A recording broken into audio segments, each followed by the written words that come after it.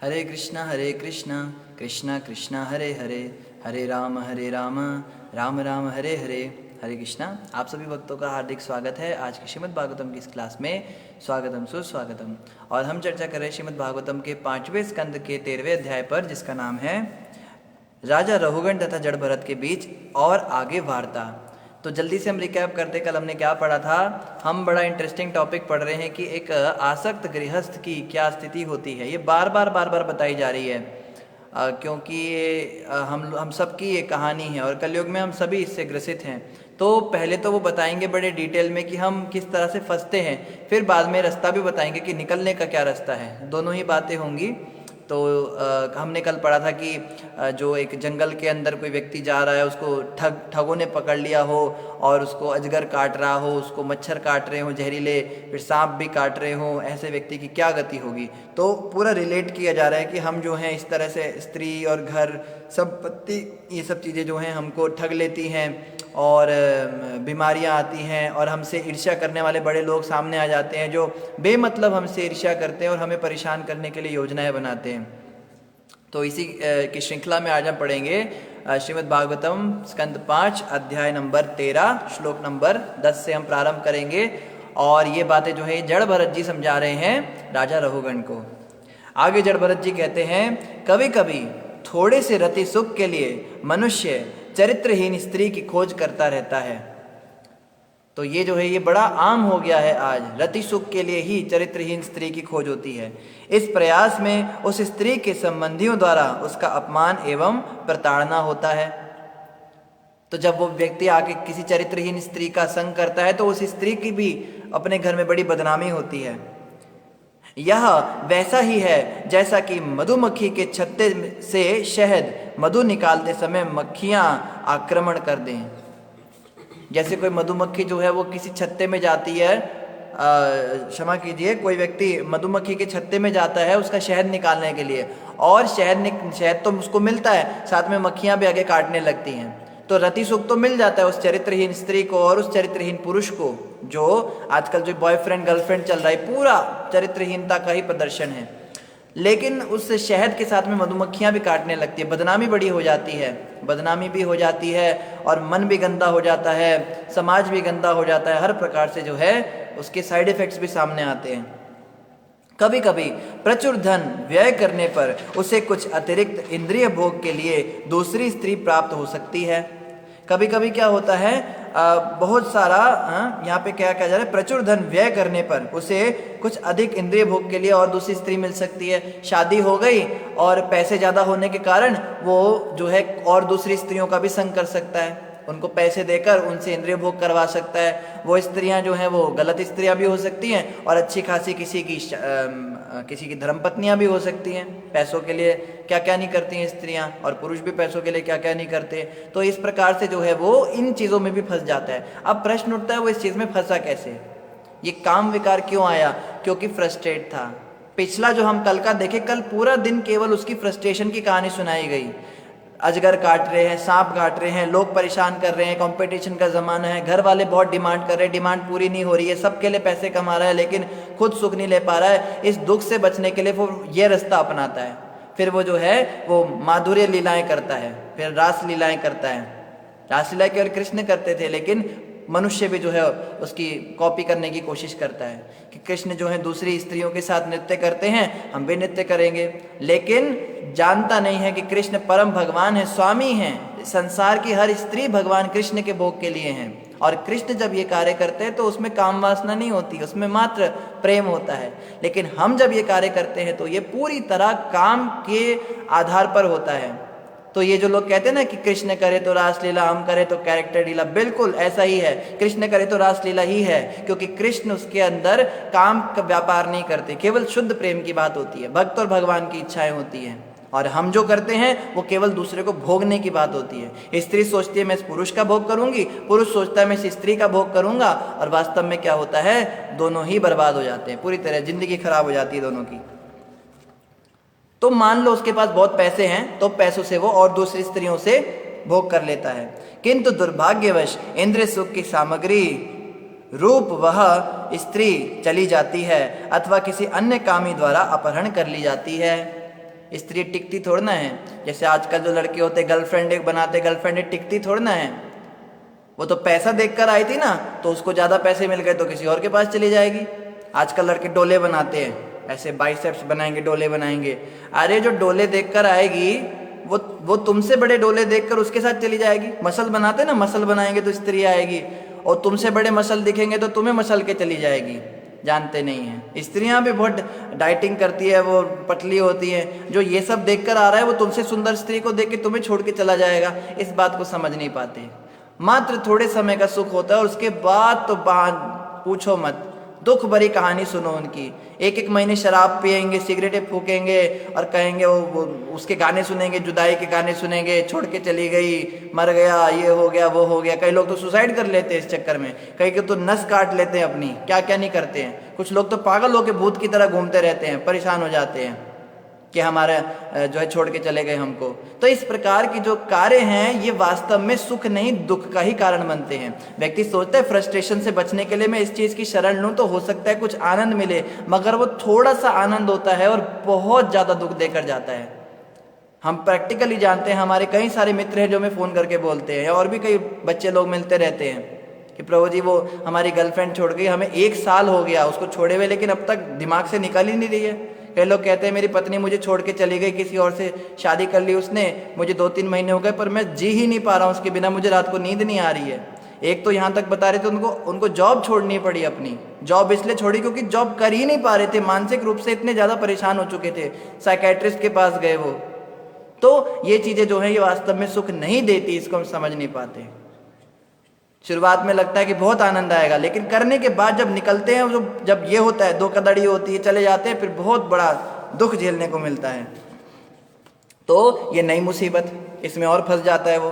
कभी कभी जीवात्मा बर्फीली ठंड, कड़ी गर्मी, तेज हवा, अति वृष्टि इत्यादि प्राकृतिक उत्पातों का सामना करने में लगा रहता है, किंतु जब वह ऐसा नहीं कर पाता तो अत्यंत दुखी हो जाता है। कभी कभी वह एक के बाद एक व्यावसायिक लेन देन में ठगा जाता है। इस प्रकार ठगे जाने पर जीवात्माएं एक दूसरे से शत्रुता ठान लेती हैं।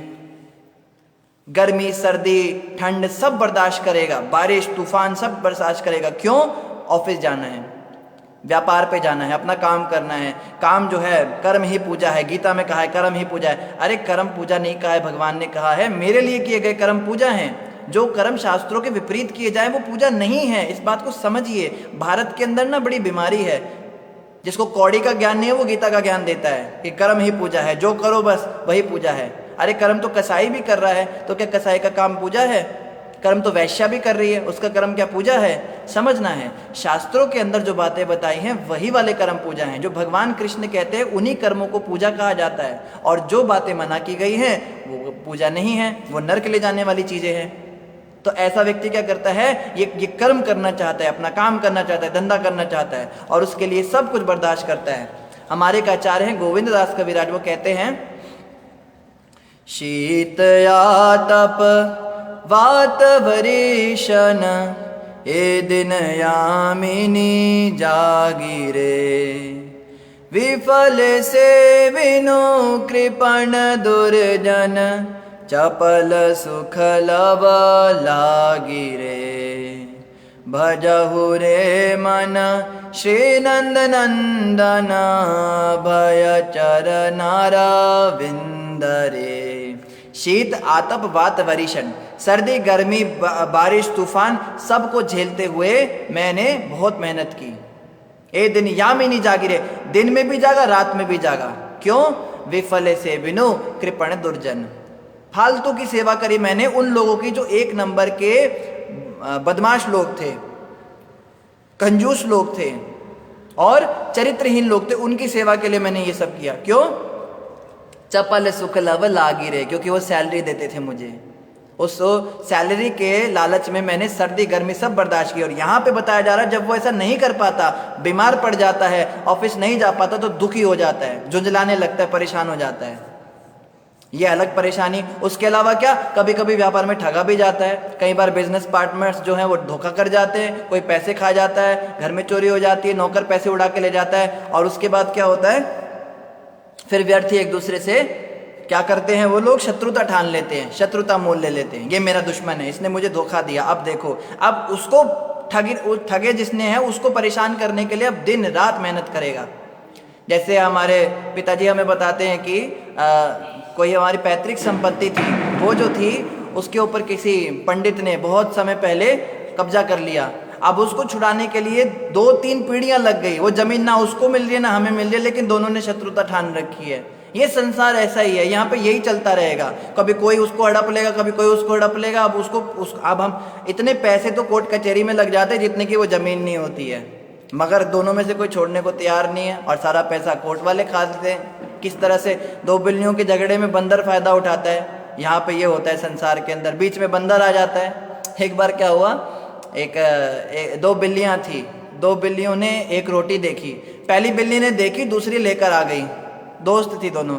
अब बात हुई कि कौन खाएगी, तो दोनों की दोनों कहने लगी मैंने देखी तो मैं खाऊंगी, दूसरी कहती नहीं मैं लेकर आई तो मैं खाऊंगी। अब झगड़ा हो गया, कौन खाएगी रोटी, झगड़ रही हैं, मार रही हैं, एक दूसरे को नोच रही हैं। इतने में एक बंदर आ गया, वो बंदर भूखा था, उसने सोचा चलो इनका न्याय करता हूँ बिल्लियों का। तो वो आके बैठ गया, बिल्लियों मैं न्यायाधीश बन जाता हूँ, मैं ऐसा करता हूँ तुम दोनों को आधी आधी रोटी बांट देता हूँ। कहती है बंदर भैया तुम अच्छा हुआ तुम आ गए, तुम तो देवता स्वरूप हो, नहीं तो पता नहीं हमारा क्या होता, हम तो झगड़े में ही रह जाती। फिर उसने क्या किया, बंदर ने ऐसे करके रोटी के 2 टुकड़े तोले और अपने तराजू पे रख दिए। अब जब तराजू पे रखे तो टुकड़े तो एग्जैक्ट टूट नहीं पाते कभी भी, तो एक टुकड़ा थोड़ा भारी हो गया। कहते देखो मैं कभी भी पक्षपात नहीं कर सकता, मेरे सामने अगर किसी को ज़्यादा किसी को कम मिलेगा तो मुझे सहन नहीं होगा। उसने क्या किया, वो ज़्यादा वाले में से टुकड़ा तोड़ के खा गया थोड़ा सा। अब जब उसका टुकड़ा तोड़ा तो ये भारी हो गया, कहता है नहीं गलत हो गया, इसमें से भी तोड़ के खा गया। वो करते करते करते करते सारी रोटियां खा गया। कहता है बिल्लियों को, बिल्लियों देखो मैंने तो न्याय कर दिया, अब क्या कर सकते, तुम्हारी किस्मत में रोटी नहीं थी और चला गया।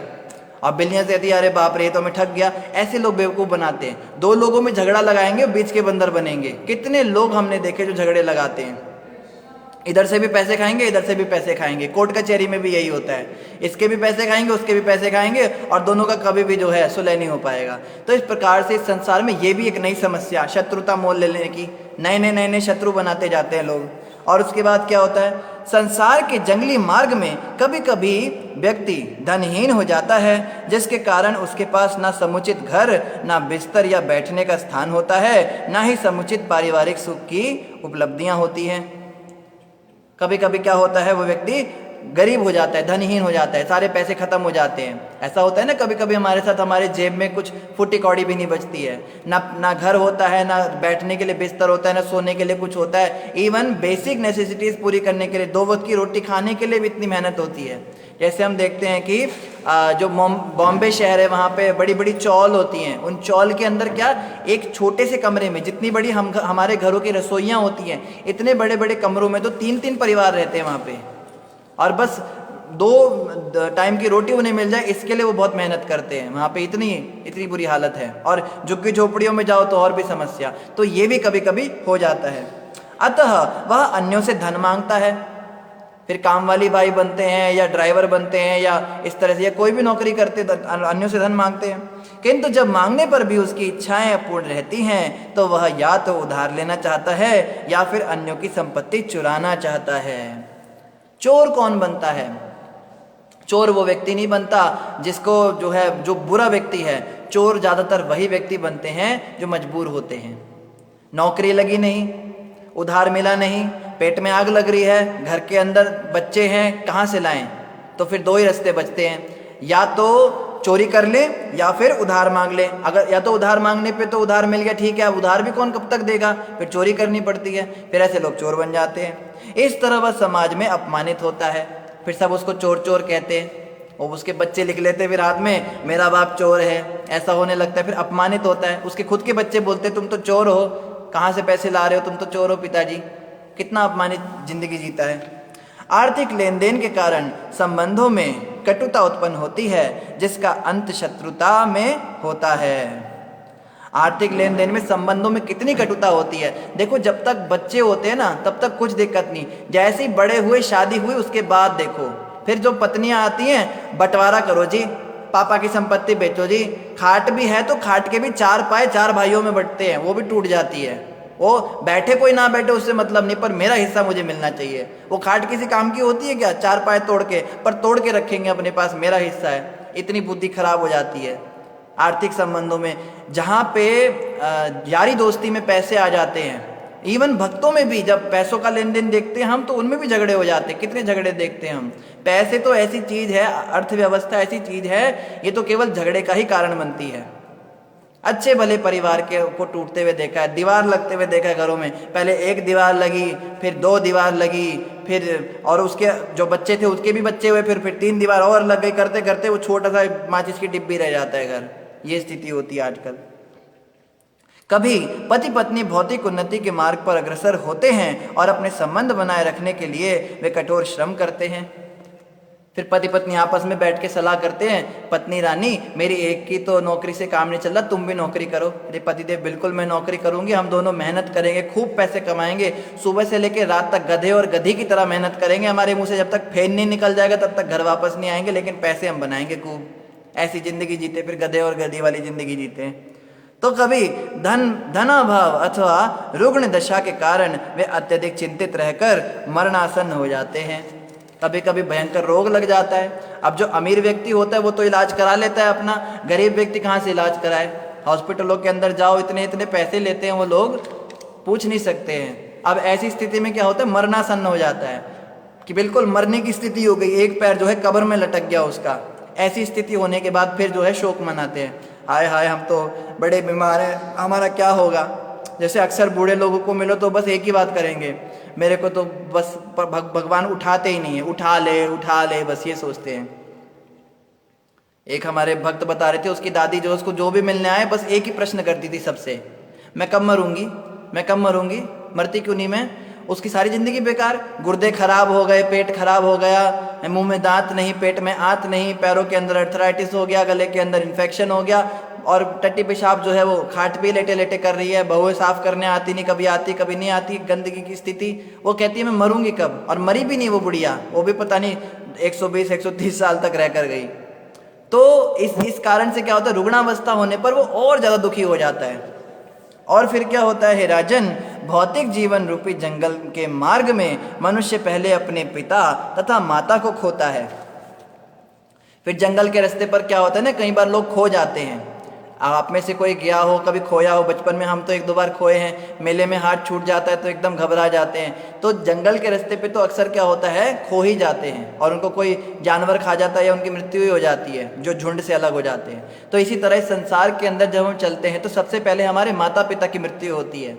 हमें अभी भी याद है हमारी माता जी की माता जी, यानी हमारी नानी, जब उनकी मृत्यु हुई थी तो हमारी माँ 3 दिन तक उनकी आंखें ही नहीं सूखी, इतनी रो रही थी, वो अपनी माँ से बहुत अटैच थी, इतनी परेशान, इतनी दुखी, कहने की बात नहीं। तो माता पिता की मृत्यु जो है बहुत कष्टदायी होती है किसी भी व्यक्ति के लिए। उसको बड़ा दुख होता है जब उसके माता पिता की मृत्यु होती है, और सबसे पहले माता पिता को जाना पड़ता है, विदा लेनी पड़ती है, और सबके माता पिता को जाना ही पड़ेगा। और उनकी मृत्यु के बाद वह नवजात बच्चों से आसक्त हो जाता है। जब माँ बाप मर जाते हैं तो अपने बच्चों से आसक्त हो जाता है, नवजात बच्चे होते हैं या फिर बच्चों के बच्चे हो जाते हैं, उनसे आसक्त हो जाता है। इस तरह वह भौतिक प्रगति के मार्ग में घूमता रहता है और अंत में अत्यंत व्यथित हो जाता है। सोचता है कि मैं भौतिक रूप से बड़ी उन्नति कर रहा हूँ, मैं बहुत बड़ा बिजनेसमैन बन रहा हूँ, मैंने अपने बच्चों को बहुत बड़ा कर दिया। लोग पता है क्या सोचते हैं, मेरा बेटा अच्छे से पढ़ लिख गया ना, बस मेरी ड्यूटी पूरी हो गई। मेरी बेटी की शादी अच्छे से कर दी ना, खूब रानियों जैसे उसको जेवर पहना दिए, खूब दहेज दे दिया, तो मेरी ड्यूटी पूरी हो गई। अरे ड्यूटी तो तब तक पूरी नहीं होगी जब इन दोनों को भगवत प्राप्ति नहीं कराई, इनको मुक्ति नहीं दिला पाए। पीछे आया था ना श्लोक, उस व्यक्ति को पिता नहीं बनना चाहिए, उस व्यक्ति को माता नहीं बनना चाहिए जो अपनी संतान को भगवत प्राप्ति ना करा सके। इस बात का बहुत ध्यान रखना कि हमारी ड्यूटी पूरी नहीं हुई। हमारी ड्यूटी उस दिन पूरी होगी जब ये लोग भक्ति मार्ग में लग जाएंगे और भगवान के भक्त बनकर उनके पास वापस चले जाएंगे। यहाँ तो अपना ही कोई ठिकाना नहीं पता है, हमारी कोई भक्ति नहीं हो रही है, बच्चों को क्या भक्ति में लगाएंगे। तो ये व्यक्ति तो बड़ा खुश होता है मगर व्यथित ही होता है वास्तव में। किसी को मृत्यु के क्षण तक यह पता नहीं चल पाता कि वह उससे किस प्रकार निकले। मरने की स्थिति हो जाती है, लेकिन समझ नहीं पाता मैं कैसे बाहर निकलूं इन चीज़ों से। कभी कभी समझ में भी आता है, ऐसी बात नहीं। जैसे आप सभी अब भागवत कथा सुन रहे हो, हम सब पढ़ रहे हैं, भागवत के अंदर जड़ भरत जी बता रहे हैं, तो हमें समझ में आ रहा है कि हम फंसे हुए हैं। इतना सबको पता लग रहा है, बुरी तरह फंसे हुए हैं, और बड़े डिटेल से बताया जा रहा है कहाँ कहाँ फंसते हैं। तो समझ में आ गया फंसे, लेकिन निकलने का रास्ता समझ में नहीं आता। ये भी बता रहे हैं वो, मरने तक लकड़ियों के ऊपर जब तक हमें जलाने के लिए ले जाया जाता है, तब तक भी हम निकलने का रास्ता नहीं जान पाते। हमें समझ में आ रहा है हम फंसे हुए, पर हम कुछ नहीं कर पाते। ऐसी भी स्थिति हो जाती है। ऐसे अनेक राजनैतिक तथा सामाजिक वीर पुरुष हैं और थे जिन्होंने समशक्ति वाले शत्रुओं पर विजय प्राप्त की है, तो भी वे अज्ञानवश यह विश्वास करके कि यह भूमि उनकी है, परस्पर लड़ते हैं और युद्ध भूमि में अपने प्राण गंवाते हैं। सिकंदर हुआ, उसने कहा ये धरती मेरी है, लड़ता रहा सारी जिंदगी। किसके लिए लड़ता रहा? धरती के लिए। ध्यान दीजिएगा, सुख नहीं ले पाया जीवन का, हमेशा इस टेंशन में जिए कब कहाँ से आक्रमण हो जाए, कि मेरी जमीन मेरे हाथ से ना चली जाए। लेकिन मृत्यु के समय वो जमीन चली गई आखिरकार हाथ से। उसके बाद में कोई और राजा आया, उसने सोचा मेरी जमीन है, वो भी लड़ता रहा जिंदगी भर, वो भी सुख नहीं ले पाया, वो भक्ति ही नहीं कर पाया। उसको बोलो राजा जी थोड़ा माला किया करो, हरे कृष्णा जपा करो। मेरे पास टाइम नहीं है, मुझे युद्ध में जाना होता है, यहाँ जाना होता है। ये युद्ध क्यों लड़ रहा है? ये धरती हाथ से निकल जाएगी। मरने के बाद उसके हाथ से भी निकल गई। उसके बाद कोई और राजा आया, उसने फिर जो है मुगलों का शासन आया। मुगल राजाओं ने सोचा हमारी धरती है, हमारी बाप की जागीर है, हम रखेंगे अपने पास, वो भी मर गए, वो भी इधर ही छोड़ गए। उसके बाद अंग्रेज आए, अंग्रेजों ने सोचा, ईस्ट इंडिया कंपनी आई, उसने सोचा हमारी धरती है, भारत को हम अपनी कॉलोनी बना लेते ब्रिटिश एम्पायर की, तो वो भी मर गए, वो भी चले गए छोड़ के। धरती आज भी यही है। अब जो है फिर कांग्रेस के नेता आए, जवाहरलाल नेहरू ने सोचा मेरी धरती है, वो भी मर गया। इंदिरा गांधी ने सोचा मेरी धरती है, वो भी मर गई। अरे इस धरती को जिसको हम अपना समझ रहे हैं, मेरी भी नहीं है, ये यहीं रहेगी। ये कितने युगों से यहीं पर है, इस पर कितने लोग क्लेम कर चुके हैं उसकी है। देखो कितनी बुद्धि वाली बात है, सोचने की बात है। कितने लोग आए और इस धरती को अपना बता गए। राजा बलि भी आए थे, वो कहते थे मेरी है, हैं। उनके पहले और भी कितने असुर आए थे, हिरण्याकश्यप कहता था मेरी है, रावण कहता था मेरी है। कितने लोग इसको अपना बता गए, पर ये आज भी यही है और वो सब चले गए यहाँ से। तो मूर्खतावश हम अपने आप को संपत्ति समझते हैं अपनी और लड़ते हैं। सारी जीवन केवल लड़ाई झगड़े में बिता देते हैं, लड़ने में बिता देते हैं कि मेरी संपत्ति मेरे हाथ से ना निकल जाए। वे सन्यासियों के द्वारा स्वीकृत आध्यात्मिक पद को ग्रहण कर सकने में अक्षम होते हैं। साधु सन्यासी उनके पास भी आते थे कि थोड़ी थोड़ी माला कर लीजिए, थोड़ा जप कर लीजिए, थोड़ा भगवान का चिंतन कीजिए। सॉरी नो टाइम नहीं है मेरे पास, मुझे धरती बचानी है अपनी।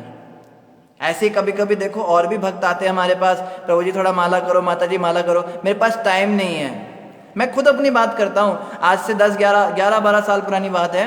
मेरे पास एक भक्त आए थे, उन्होंने कहा था आप माला जपा करो, हरे कृष्णा जपा करो। मैंने कहा मेरे पास टाइम नहीं है। उन दिनों में 9वीं-10वीं कक्षा में हुआ करता था। मेरे पास टाइम नहीं। कहते क्या करते हो आप दिन भर? मैंने कहा बहुत कुछ करना होता है, मैं स्कूल जाता हूँ, ट्यूशन जाता हूँ, पढ़ाई करनी है और टीवी देखना होता है, गेम खेलने होते हैं, मोबाइल चलाना होता है, दोस्तों के साथ भी घूमने जाना पड़ता है और मिठाई की दुकान पे जाना पड़ता है, मिठाई खानी होती है। दुनिया भर की मैंने उलझुल बातें बता दी उनको। मैंने कहा मेरे पास 24 घंटे में से 7.5 मिनट नहीं आपकी माला जपने के लिए, 10 मिनट का भी समय नहीं है। और ये बात कहने में मैंने आधा घंटा लगा दिया। आधे घंटे तक मैंने ये समझाया कि मेरे पास 10 मिनट नहीं है। तो वो भक्त मुझे क्या कहता है, कोई बात नहीं, जितना समय उतना जप लीजिए।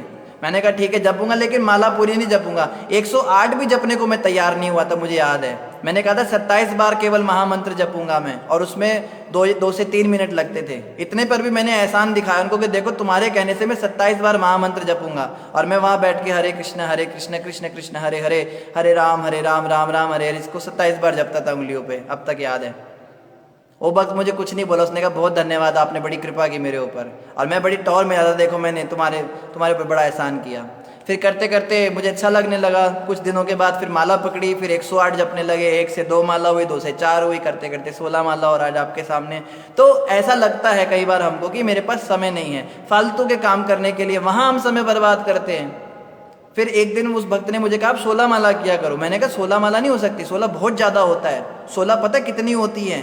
1 दूनी 2, 2 दूनी 4, 4 दूनी 8, 8 दूनी 16, बाप रे बाप।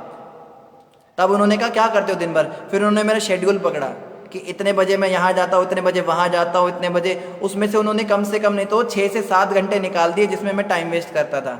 और कहते हैं इसमें से 2 घंटे माला जपो, बाकी 4-5 घंटे टाइम वेस्ट करो, कोई बात नहीं।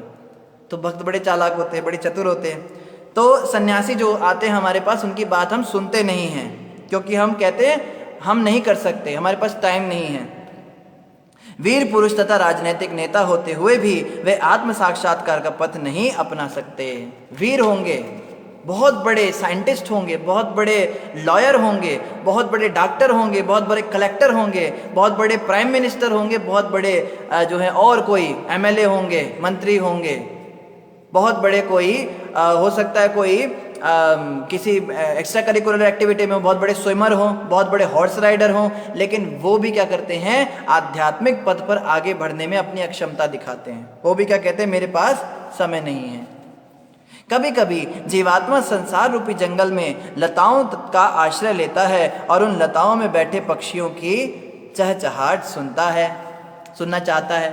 अब क्या जंगलों में लताएं भी होती हैं। लताएं क्या होती हैं, जैसे बेल होती है ना, अलग अलग, जैसे वृक्ष होता है उसमें से ऐसे बेलें निकलती नीचे, उन लताओं की शरण में हम बैठ जाते हैं और उसमें पक्षी आते हैं और चहचहाट करते हैं, चीची चीची करते हैं। उनको सुन के बड़ा अच्छा, कानों में बड़ा सुंदर लगता है। तो क्या होती हैं लताएं, जंगल के सिंहों की दहाड़ से भयभीत होकर वह बगुलों, सारसों तथा गिद्धों से मैत्री स्थापित करता है। तो कभी कभी तो हम जैसे टाइम पास करने वाली चीज़ें, मोबाइल हो गया, इंटरनेट हो गया, टीवी हो गया, ये सब लताओं की तरह ही हैं, जहाँ पे हम टाइम वेस्ट करने जाते हैं उन सारी चीज़ों के अंदर। लेकिन जंगल के जो सिंह होते हैं, जब वो दहाड़ लगाते हैं तो उस सिंह से बचने के लिए क्या करते हैं, बगुलों, सारसों और गिद्धों से लोग मैत्री करते हैं। बगुले मतलब जो दोगले होते हैं, दोगले लोग होते हैं, अंदर से कुछ और बाहर से कुछ और। कहते हैं ना कि हमें हमारे कॉन्टैक्ट्स बनाने हैं, हम कॉन्टैक्ट बना के रखते हैं सब तरह के लोगों से। अंडरवर्ल्ड में भी मेरे बड़े कॉन्टैक्ट हैं, 1-2 मेरे फ्रेंड हैं, वो भाईगिरी भी करते हैं। मैं फ़ोन करूंगा तो सब आ जाएंगे, तू चिंता मत कर बेटा, तू जा, तेरे को कहीं पे भी फंसे ना तू, मेरे पास 1-2 कॉन्टैक्ट पुलिस वालों के भी हैं, 1-2 मेरे पास मंत्रियों के भी कॉन्टैक्ट्स बनाते हैं लोग। कॉन्टैक्ट बना के सोचते मृत्यु को पराजित कर देंगे, मृत्यु से बच जाएंगे। पर कभी सिंह से बचा सकते हैं क्या? बगुले और गिद्ध सिंह से बचा सकते हैं किसी को? मृत्यु से कोई नहीं बचा पाता। एक बार 3 स्त्रियां आपस में चर्चा कर रही थी, तो बोलने लगी, पहली स्त्री बोलने लगी कि मेरा दामाद तो बहुत बड़ा हॉस्पिटल के अंदर डॉक्टर है, 5 स्टार हॉस्पिटल के अंदर। हमें कुछ भी दिक्कत होती है तो हम सीधा उसकी अप्रोच लगाकर फ्री में जाते हैं और वहाँ 5 स्टार वाले एसी वाले कमरे के अंदर हमारा इलाज होता है, खाने पीने को भी बढ़िया मिलता है। तो इतने में दूसरी बोलने लगी, तुम्हारा दामाद तो कुछ भी नहीं, मेरा दामाद जो है वो बहुत बड़ा लॉयर है। कभी भी कोई कोर्ट का केस फंसता है, कुछ भी होता है, कोई ज़मीन हड़पने वाला काम होता है, हम उसको बोल देते हैं, वो आगे पीछे करके लेना देना करके हमें बचा लेता है।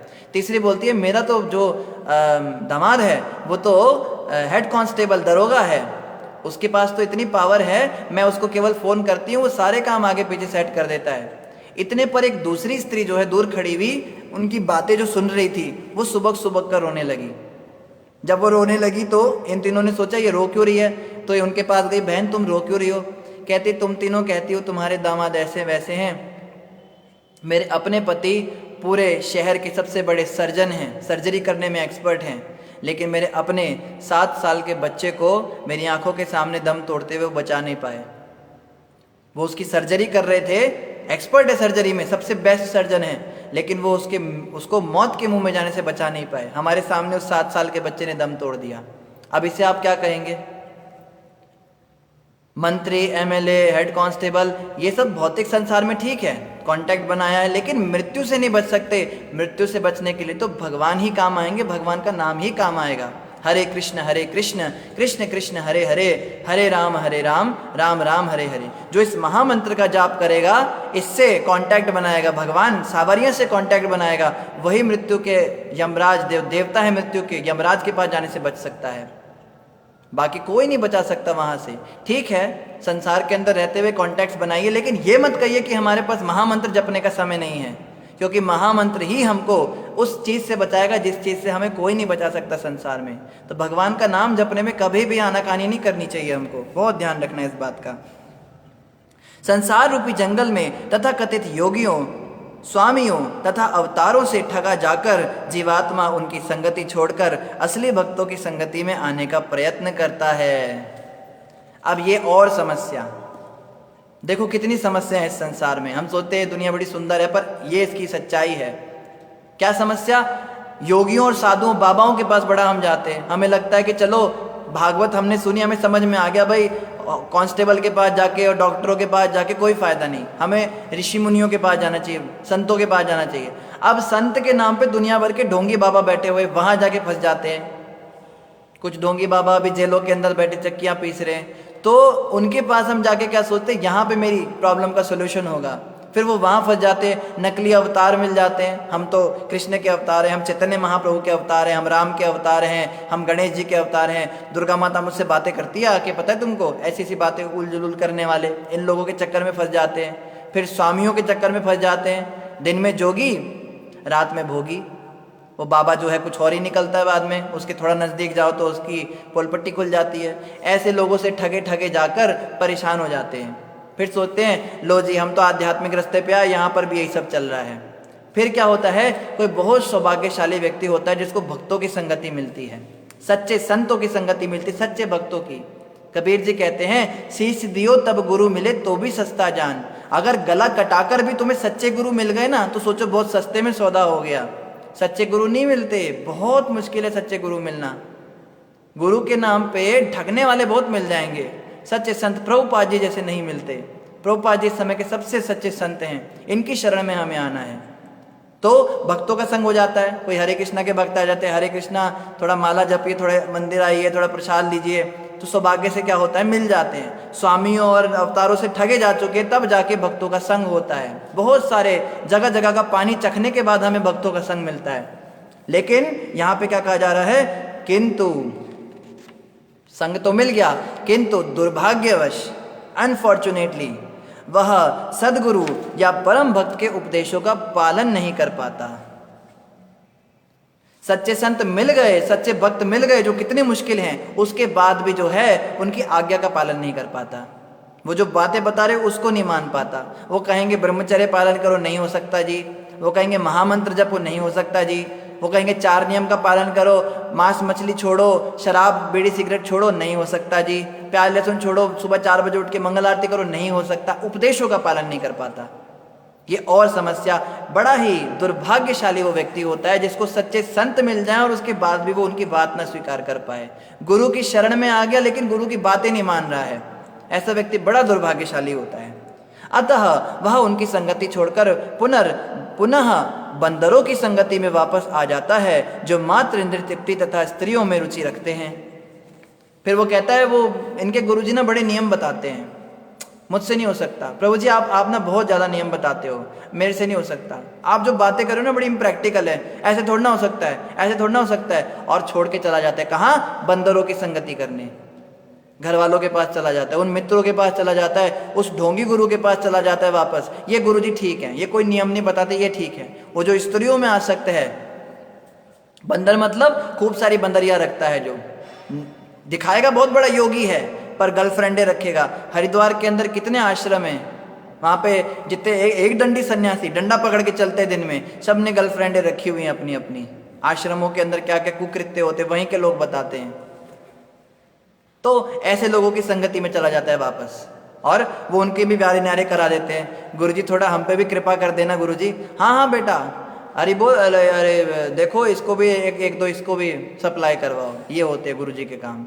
दारू की बोतल चढ़ाते हैं वहाँ गुरुजी को, क्या क्या करते हैं हमने सुना है, अपनी देखा तो नहीं कभी पर सुना बड़ा है वहाँ के बारे में। बहुत जगह ऐसा होता है। तो जो व्यक्ति सच्चे संत की भक्तों की संगति में आने के बाद उनको उनकी बातें नहीं स्वीकार कर पाता और उनकी संगति छोड़कर वापस बंदरों की संगति करने जाता है, वो महा दुर्भाग्यशाली है, महा दुर्भाग्यशाली, महामूर्ख है। प्रभुपाद जी से एक बार उनके एक शिष्य ने पूछा, प्रभुपाद जी हमारी संस्था को जो लोग छोड़कर जा रहे हैं उनके विषय में आप क्या कहेंगे। प्रभुपाद जी ने कहा था कि इस बहुत दुर्भाग्यशाली वो लोग होते हैं जिनको भक्तों का संग नहीं मिलता, जिनको सच्चे संत नहीं मिलते। लेकिन इनसे भी बड़े दुर्भाग्यशाली वो लोग होते हैं जिनको सच्चे संत मिल जाएं, उसके बाद भी वो उनका त्याग कर दें, छोड़ के चले जाएं उन्हें। ऐसे लोगों के पता ही क्या होगा, ऐसे लोगों का कुछ नहीं हो सकता। वह इन विषयी जनों की संगति में रहकर तथा काम और मद्यपान में लगा रहकर तुष्ट हो लेता है। इस तरह वह काम और मद्य सेवन से अपना जीवन नष्ट कर देता है। फिर क्या करता है, वो लोग केवल दो चीजें सिखाते हैं उसको। क्या दो चीजें सिखाते हैं? एक तो काम वासना की तृप्ति करना सिखाते हैं उसको, और दूसरा सिखाते हैं कि मद्यपान करना। शराब पिलाएंगे उसको और स्त्री का भोग करवाएंगे। ये दो काम करवाते हैं फिर वो लोग। तो ऐसी जो संगति के अंदर वो फंस जाता है, कुसंगति में फंस जाता है, वह अन्य विषयी जनों के मुखों को देख देख कर भूला रहता है और मृत्यु निकट आ जाती है। तो जैसी संगति में रहता है वैसे उस पर रंगत चढ़ जाती है। कहते हैं ना, जैसा करो संग वैसा चढ़े रंग। कोई व्यक्ति कहे आप तो महामंत्र भी नहीं जपते हो, आपका कैसे उद्धार होगा? तो ये भी तो नहीं जपता, वो भी तो नहीं जपता, हम इतने सारे लोग हैं, कोई भी नहीं जपता। तो भाई सारे के सारे नरक में गिरेंगे तो तू भी नरक में जाएगा। कई लोगों को बोलो भाई आप मंगल आरती क्यों नहीं उठते हो? प्रभु जी आप मुझे ही बोलते हो, वो भी तो नहीं जुड़ी है, वो भी तो नहीं आती मंगल आरती, उसको भी तो बोलो। अरे वो जाए नरक में, तू क्यों जाती है उसके चक्कर में?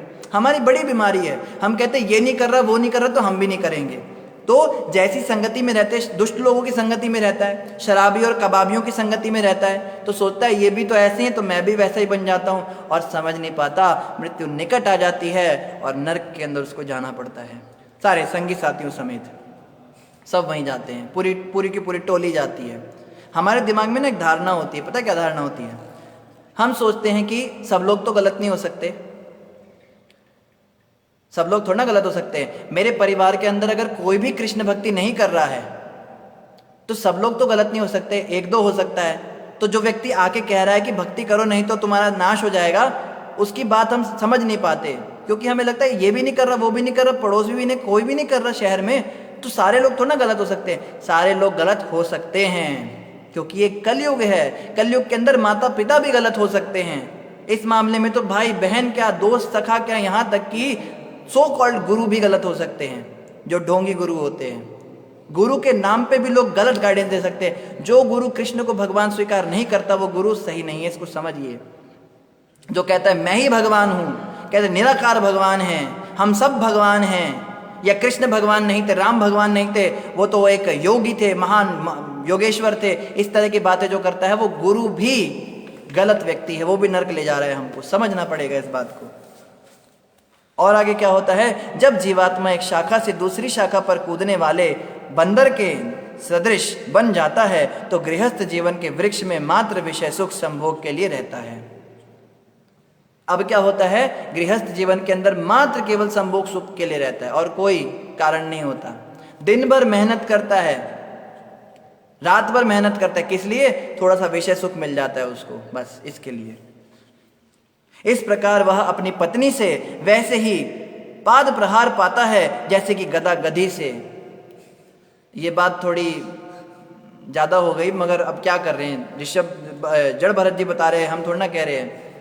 गधा जो है, प्रभुपाद जी उदाहरण देते, गधा क्या करता है, गधा गधी को देख के उसके प्यार में पागल हो जाता है, और जब उसके प्यार में पागल हो जाता है, वो गधी आगे आगे जा रही है, गधा पीछे पीछे आके उसको लव सॉन्ग गा के सुनाता है, पोइट्री लिखता है, उस पर कविताएं लिखता है। तुम्हारे बाल, तुम्हारी पूंछ, तुम्हारी चाल, तुम्हारे शरीर पे लगा कीचड़ कमाल है, मुझे पागल कर देता है, ऐसे जब उसके लिए कविता गाता है और उसके संग करने की इच्छा से उसके पास आता है। तो गधी पता है क्या करती है, गधी पीछे से उचक के उसको दुलत्ती मारती है उसके मुंह पे, जोर से दोनों लाते एक साथ उठा के मार देती है पीछे, और दूर जाके गिरता है। और फिर पता है क्या करता है, फिर कहता है मैं तो और ज़्यादा घायल हो गया इस कातिलाना हरकत से, फिर उठ के उसके पीछे जाता है, वो गधी फिर दुलत्ती मारती है, फिर पागल हो जाता है उसके प्यार में। ये स्थिति हो जाती है ऐसे गृहस्थियों की जो पत्नी में आसक्त होते हैं। पत्नी उनको नचाती है, शॉपिंग करने वो जा रही है और सारे वो बैग उठा के पीछे गधे की तरह जल्दी जल्दी चलो, देखो वो भी ले लो, वो भी ले लो, सब ले लो। हमने तो देखा है स्टेशन पे जाएंगे तो पति को कुली बना के चलती है, सामान सारा पति लेके जा रहा है, मेरे सूट हैं, दूसरे बैग में मेरी सलवार है, तीसरे बैग में मेरा मेकअप का सामान है, चौथे में जो है टिंटू पिंटू के कपड़े हैं, इसमें डायपर है। पूछा पति के कपड़े कहाँ हैं? वो पति के कपड़े वो छोटा सा लिफाफा दे दिया ना हाथ में, उसमें तुम्हारे दो जोड़ी कपड़े, तुम्हारे 2 शर्ट है और पैंट तुमने पहनी रखी है, इसी को पहन लेना बस। और वो सब ढोता है, गधे की तरह मेहनत करता है, कहाँ पे नहीं मेहनत करता है, ऐसा हाल हो जाता है। मुक्ति का साधन न पाने के कारण वह असहाय बनकर उसी अवस्था में रहता है। अब जो है उसको पता तो है नहीं मुक्ति कैसे मिलेगी, इस चीज़ से कैसे बाहर निकलूँ, पता कुछ है नहीं, तो क्या करता है, उसी अवस्था में रहता है। फिर कहते हैं बस जीने के लिए जी रहा हूँ, हैं, मैं तो बस खाली जिंदगी मिली है तो जीना ही पड़ेगा, जीवन है अगर जहर तो पीना ही पड़ेगा, बस पी रहा है उसको। कभी कभी उसे असाध्य रोग हो जाता है जो पर्वत की गुफा में गिरने जैसा है। कभी कभी उसको भयंकर रोग लग जाता है पतिदेव को। वह इस गुफा के पीछे रहने वाले मृत्यु रूपी हाथी से भयभीत हो उठता है और लताओं की टहनियाँ पकड़ते रहकर लटका रहता है। फिर क्या होता है, लताओं की टहनियाँ पकड़कर नीचे गिरने से बचता है, मरने से जैसे तैसे चिपियाँ लगा लगा के बचता है। कभी तो ये इंजेक्शन ठोक लेगा, कभी वो ड्रिप लगा लेगा, कभी मुंह पे ऑक्सीजन मास्क लगा लेगा, जैसे तैसे कर कर बस लंबी, कहते हैं ना कि वो एक्सपायरी डेट को खींचने वाला काम करता है। देखो कितने और महीने जी लेगा, वो इंजेक्शन लगा लगा के, दवाइयाँ लगा लगा के। जैसे वो था एक माइकल जैक्सन की इच्छा थी मैं 150 साल तक जिंदा रहूं, और उसके लिए उसने 50-60 साइंटिस्टों की टीम लगा रखी थी जो चेक करते थे रेगुलर, उसका ब्लड प्रेशर चेक करना, उनके खाने की कैलोरीफिक वैल्यू चेक करना, उसके बिस्तर का टेम्परेचर चेक करना, उसके बालों की हर चीज़ उसकी चेक होती थी डेली। 50 लोग रेगुलर लगे रहते थे इसी काम पे कि इनको 150 साल जीने की इच्छा है। पर वो जब बीमार पड़ा, 48 की उम्र में बीमार पड़ गया, 50 साल की उम्र में तो शरीर ही छूट गया बेचारे का। कहाँ 150 साल जीना था, 100 साल भी नहीं जी पाया, 50 की आयु में ही लटक गया। तो जब वो मर रहा था, मरने से पहले वो हर मुमकिन प्रयास कर रहा था, जितने पैसे थे सारे पैसे उसने लगा दिए। ये इंजेक्शन ठुकवा रहा है, कभी वो इंजेक्शन लगा रहा है, कभी दवाइयाँ खा रहा है, कभी मेकअप करवा रहा है, कभी ट्रीटमेंट करा रहा है, कभी प्लास्टिक सर्जरी करा रहा है, सारी चीज़ें उसने लगा ली, जितना पैसा लगा सकता था, करोड़ों अरबों रुपए उसने लगाए, मगर बच नहीं पाया, मर गया।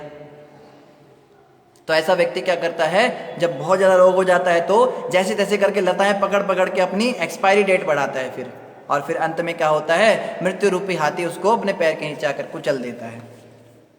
और उसके बाद क्या होता है, हे शत्रुओं के संहारक महाराजा रहुगण, शत्रुओं के संहारक कहकर उनकी एक तरह से मजाक उड़ाया जा रहा है। तो बड़े शत्रुओं के संहारक हो, तुमने बड़े शत्रु बना रखे हैं। सुनो राजा रहुगण, यदि बद्ध जीव किसी प्रकार से इस भयानक स्थिति से उबर आता है तो वह पुनः विषयी जीवन बिताने के लिए अपने घर को लौट जाता है।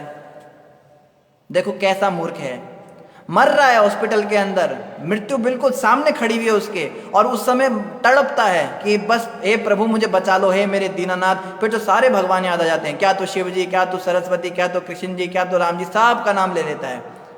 बड़ी इंटेंस प्रार्थना करते हैं, बस इस बार बचा लो, आखिरी बार, बस इस बार बचा लो मुझे, मैंने भजन करना है, भजन करना है। और मान लो अगर सौभाग्यवश वो बच जाए, फिर पता है क्या करता है बचने के बाद, फिर घर चला जाता है और वापस अपनी नौकरी करने लगता है, रेगुलर रूटीन विषय भोग चालू हो जाते हैं, भूल जाता है मैं बीमार कितना पड़ा था। हम सबके जीवन में एक ना एक समय ऐसा आता है जब हम बिल्कुल मृत्यु शैया पर पड़े होते हैं, मरने वाले होते हैं, मरते मरते बचते हैं, दूसरा जन्म ही होता है हमारा। जैसे एक भक्त बता रहे थे, उनको बिजली का करंट लग गया बहुत तेज, बिल्कुल मरने ही वाले थे वो, वहाँ उन्हें भगवान याद आया और वो बच गए। एक बता रहे थे कि कोई एक्सीडेंट हुआ, उनको गाड़ी के नीचे ही आ गए, और पेट, उन्होंने अपना पेट देखा, पेट के ऊपर निशान बने हुए थे, जैसे तैसे करके सिलाई विलाई करके ठीक हो गए। किसी को ब्रेन हैमरेज हुआ, मरते मरते बचे। ऐसी स्थिति सबकी होती है, उस समय सबको भगवान याद आते हैं, लेकिन ठीक होने के बाद क्या करते, फिर विषय भोग करने लगते हैं। कितने तो लोग भक्त इसी कारण बन गए कि हमने मरते मरते उस समय पे भगवान से प्रार्थना की थी, अगर जिंदा रहे तो आपको जीवन समर्पित कर देंगे, और जब ठीक हुए तो वास्तव में उन्होंने जीवन समर्पित किया भी। ऐसे भी आत्माएं, पर ये बहुत कम होते हैं केस। ज़्यादातर क्या होते हैं, वापस घर लौट जाते हैं, और हाँ भाई चिंटू पढ़ाई क्यों नहीं हुई तेरी, हाँ भाई मिस्टर मल्होत्रा, हाँ कितने में बेचोगे बिटकॉइन अपना बताओ, बस ये सब शुरू हो जाता है, क्योंकि वही आसक्ति का मार्ग है। इस प्रकार ईश्वर की माया से वशीभूत होकर संसार रूपी जंगल में घूमता रहता है। मृत्यु के निकट पहुंचकर भी उसे अपने वास्तविक हित का पता नहीं चल पाता। मरने जा रहा है बुढ़ा, तो भी जो है उसकी बहू उसकी सेवा करने आ रही, उस पर गलत नज़र डालता है। कितने सारे ऐसे केस आते हैं सामने, मरते मरते भी उनकी ये हरकतें नहीं ठीक होती हैं, भगवान की भक्ति नहीं करते। बुढ़िया मर रही होगी, मरने वाली है कुछ दिनों में, उसकी बस आखिरी एक्सपायरी डेट उसकी जो है लंबी लंबी हुई जा रही है, और निंदा चुगली करेगी, गालियां दे दे के बात करेगी। उसकी बहू ऐसी है, वो ऐसी कमीनी आ गई, उसने नाक में जो है दम कर दिया, वो भाग गई, उसने जहर खा लिया, उसका बेटा उसको पोता हो गया, क्या नाम रखा, बस इन बातों में रहेंगे। उसको बोलो मम्मी जी, दादी जी, बेबे जी, थोड़ा भजन कर लो भगवान का, कहेगी नहीं। एक हमारे गुरु महाराज कहते हैं, एक व्यक्ति था, वो जो है मरने वाला था, बिस्तर पे पड़ा है, तो भक्तों को बुलाया किसी ने, हरे कृष्णा के भक्तों को बुलाया, तो भक्त लोग जाके कीर्तन करने लगे वहाँ बिस्तर के पास। उसका बेटा भक्त था, मगर पिताजी ने कभी जीवन में भगवान का नाम नहीं लेना। तो अंत समय पे सब कीर्तन कर रहे हैं, भक्त लोग हरिनाम संकीर्तन कर रहे हैं, पर वो बाहर देख रहा है, गेट के बाहर देख रहा है, दूसरी तरफ मुंह मोड़ा हुआ है, कीर्तन सुन ही नहीं रहा है।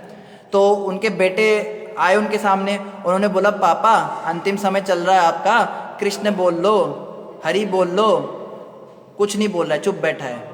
तो उन्होंने सोचा कुछ तो तरीका निकालना पड़ेगा, इनके मुंह से भगवान का नाम लेना पड़ेगा। तो सामने बोला कि बताओ ये कौन है, तो बोला ये तो पप्पू की बहू है। अच्छा ये कौन है, कहता है ये राजू की बहू है। और तीसरे को बोला ये कौन है, उसके जो उसका पति था उसका नाम था मुरारी, तो मुरारी की बहू नहीं बोला, बोला ये बेला है, नाम नहीं लिया भगवान का, इतना बदमाश। फिर उसने सोचा चलो औरतों के नाम से शुरू करते हैं, उसमें औरत में जो है एक का नाम राधा था, बोला ये कौन है, तो मीनू है। तो ये कौन है, ये टीना है। अब राधा आई तो बोला ये कौन है, कहते ये सुंदर की बहू है, नाम ही नहीं लिया, मर गया बुढ़ा, पर भगवान का नाम नहीं लिया। ऐसे लोग होते हैं, मरने जा रहे पर भगवान का नाम नहीं लेंगे। हे राजा रहुगण, तुम भी भौतिक सुख के प्रति आकर्षण मार्ग में स्थित होकर माया के शिकार हो। अब पॉइंट पे आए, इतनी सारी जो मैं कहानी बता रहा था ये तेरे लिए बता रहा था रहुगण, तू इस जंजाल में फंसा हुआ है।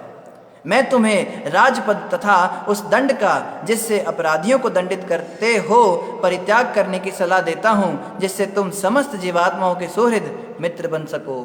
छोड़ दो अपना ये राजकाज, छोड़ दो अपना राजदंड, फुल टाइम ज्वाइन कर लो। हमारे गुरु महाराज के पास कोई भी जाता है तो महाराज कहते हैं छोड़ दो घर गृहस्थी, आ जाओ मंदिर में आके रहो, सेवा करो। हम कहते कैसी इम्प्रैक्टिकल बात कर रहे हैं, घर गृहस्थी कैसे छोड़ दें, बच्चे छोटे हैं, ये है वो है। तो महाराज कहते बच्चों को लेके आ जाओ, हम देख लेंगे आश्रम में, बच्चे भी संभाल लेंगे, पत्नी को भी ले आओ, पत्नी माताओं के साथ रहेगी, तुम सेवा करना।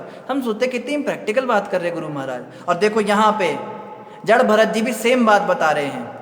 इससे प्रमाणित हो गया कि शुद्ध भक्त जो होते हैं वो यही बात कहते हैं, कहते रहुगण छोड़ दो अपना राजदंड, राजदंड छोड़ दो, अपना राज्य छोड़ दो, और तुम जो है फुल टाइम ज्वाइन कर लो, बस अब तुम भक्त बन जाओ भगवान के। मैं तुम्हें राजपद तथा उस दंड का जिससे अपराधियों को दंडित करते हो परित्याग करने की सलाह देता हूँ, जिससे तुम समस्त जीवात्माओं के सुहृद मित्र बन सको। विषय भोगों को त्याग कर अपने हाथ में भक्ति के द्वारा धार लगाई गई ज्ञान की तलवार को धारण करो। छोड़ दो विषय भोग करना, रानियों का तुम इतना भोग करते हो, यहाँ जाते हो खाना पीना करते हो, छोड़ दो सब, भक्ति करो भगवान की, महामंत्र का जाप करो, हरे कृष्ण कृष्ण कृष्ण हरे हरे, हरे राम राम राम हरे हरे। तब तुम माया की कठिन ग्रंथि को काट सकोगे और अज्ञानता के सागर को पार करके दूसरे छोर पर जा सकोगे। अगर तुम वास्तव में अपना कल्याण चाहते हो राजा, छोड़ दो ये सारे गंदे काम करने। तुम क्या मुझसे बहस कर रहे हो कि प्रैक्टिकल नहीं मानता, बात इम्प्रैक्टिकल बात है, छोड़ो ये सब, भक्ति करो भगवान की, बस। ज़्यादा माथा पच्ची वाली बात नहीं करनी, शास्त्रों में बड़ा डिबेट नहीं करा जड़ भरत जी ने, उन्होंने सीधा ही रिफ्यूज कर दिया उनकी बात को, पूरा ही कैंसिल कर दिया, छोड़ो ये सब बातें, भक्ति करो भगवान की, ये बात उन्होंने उनको बोली। राजोवाच, अब राजा रहुगण बोलेंगे। इतनी लंबी कहानी सुनने के बाद भी अगर इनकी ग्रंथि कटी नहीं तो क्या बात है, देखो क्या कहते हैं। राजा रहुगण ने कहा, यह मनुष्य जन्म समस्त योनियों में श्रेष्ठ है, यहाँ तक कि स्वर्ग में देवताओं के बीच जन्म लेना उतना यशपूर्ण नहीं जितना कि इस पृथ्वी पर मनुष्य के रूप में जन्म लेना। कह रहे हैं देवता बनना भी इतना बढ़िया नहीं जितना इस संसार में मनुष्य बनना है, क्योंकि देवता भक्ति नहीं कर सकते भगवान की, देवताओं को बड़ा ऐश्वर्य होता है, बड़ा सुख होता है उनके पास, भक्ति तो केवल मनुष्य कर सकते हैं। तो फिर देवता जैसा उच्च पद का क्या लाभ? स्वर्ग लोक में अधा भोग सामग्री के कारण देवताओं को भक्तों की संगति का अवसर ही नहीं मिलता। इस संसार में हम रहते हैं तो दुख आता है, कष्ट आता है, दुख आता है तो हरि सिमरन होता है, देवताओं के बाद दुख ही नहीं आता, उन्हें कैसे हरि सिमरन होगा? देवता तो इतने पावर्स होती है, अपनी रक्षा स्वयं कर सकते हैं, भक्तों की संगति ही नहीं होती, उनको सत्संग ही नहीं होता देवताओं के पास। वहाँ तो बस स्वर्ग में अप्सराओं का भोग कर लो, सुरापान कर लो, नंदन कानन में घूम लो, थोड़ा शक्ति का प्रदर्शन कर लो, और जो तुम्हारे भक्त तुम्हारी पूजा कर रहे हैं उनको जाके आशीर्वाद दे दो, उनको दर्शन दे दो और उनकी वाहवाही सुनो, भगवान बन जाओ उनके लिए। बस ये चलता है स्वर्ग में। क्या फ़ायदा वहाँ जाके? रघुगण कहते हैं मनुष्य जन्म बहुत बढ़िया मिला मुझे। यह कोई विचित्र बात नहीं कि केवल आपके चरण कमलों की धूलि से दूषित होने से मनुष्य तुरंत विशुद्ध भक्ति के अधोक्षत पद को प्राप्त होता है, जो ब्रह्मा जैसे महान देवताओं के लिए भी दुर्लभ है। कह रहे हैं आपके जैसे महात्मा जो हैं, आपके चरणों में लगी हुई धूल को अगर कोई अपने सिर पर लगा ले तो वो ब्रह्मा से भी महान बन जाए, क्योंकि ब्रह्मा भी संसार में फंसे हुए हैं, उनके पास पद है, वो संचालन कर रहे हैं, लेकिन जिसके सर पे आपकी चरणों की धूली पड़ेगी वो संसार से मुक्त हो जाएगा, वो वैराग्य को प्राप्त कर लेगा, भगवान की भक्ति करेगा, बस और कुछ नहीं करेगा। आपके क्षण मात्र के समागम से अब मैं समस्त तर्कों, अहंकार तथा अविवेक से मुक्त हो गया हूँ, जो इस भौतिक जगत में बंधन के मूल कारण है। अब मैं इन समस्त झंझटों से मुक्त हूँ। लो जी, हो गया काम इनका भी हरि बोल हो गया। कह रहे हैं मुझे समझ में आ गई आपकी बात, आपने बड़ी कृपा की, अब मैं सब भौतिक चीज़ों से मुक्त हो गया। अब मुझे समझ में आ गया, मुझे ये राजा बनना और हुकुम चलाना और दंड देना ये सबसे कुछ नहीं, भक्ति करनी है बस भगवान की। मैं उन महापुरुषों को नमस्कार करता हूँ जो इस धरातल पर शिशु, तरुण बालक, अवधूत या महान ब्राह्मण के रूप में विचरण करते हैं।